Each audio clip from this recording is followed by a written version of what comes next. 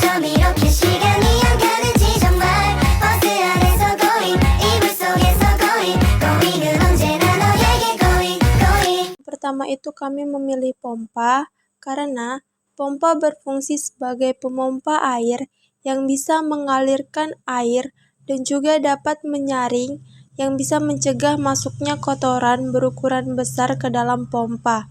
Cara kerja pompa air yaitu mendorong air dari sumbernya yang kemudian dipindahkan secara terus-menerus dengan memanfaatkan impeller. Yang kedua itu kami memilih bak sedimentasi karena bak sedimentasi berfungsi untuk mengendapkan sebagian partikel yang berukuran besar atau zat padat tersuspensi yang terikut bersama air.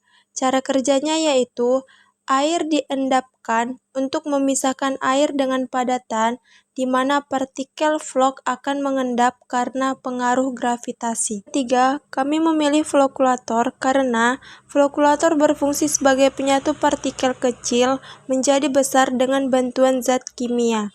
Cara kerjanya dengan pengadukan lambat untuk menghasilkan gerakan air secara perlahan sehingga terjadi kontak antar partikel untuk membuat gabungan partikel hingga berukuran besar.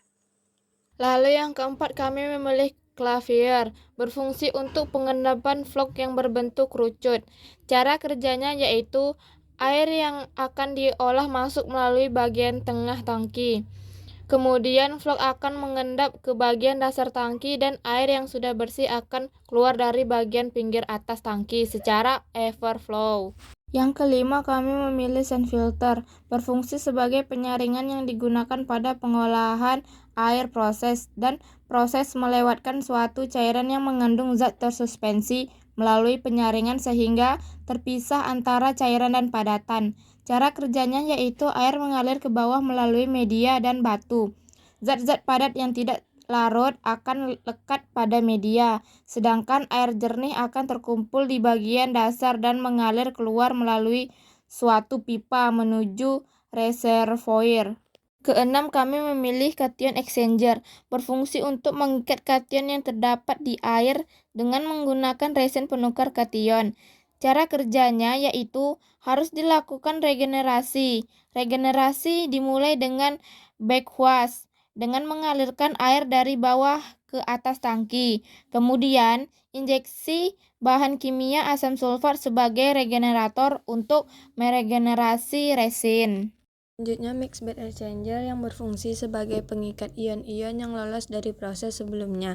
Cara kerjanya yaitu air mengalir pada lapisan resin anion dan kation.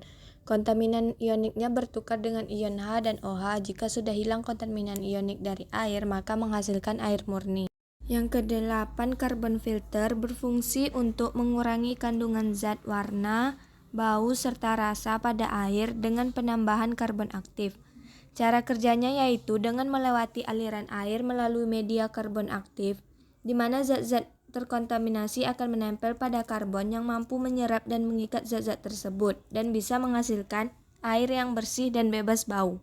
Deaerator berfungsi untuk mengurangi oksigen dan CO2 pada air yang dapat mengakibatkan terjadinya korosi pada pipa boiler. Cara kerjanya dengan pemanasan, agitasi, dan peniupan oksigen yang telah terlepas dari air. Dan yang terakhir adalah boiler.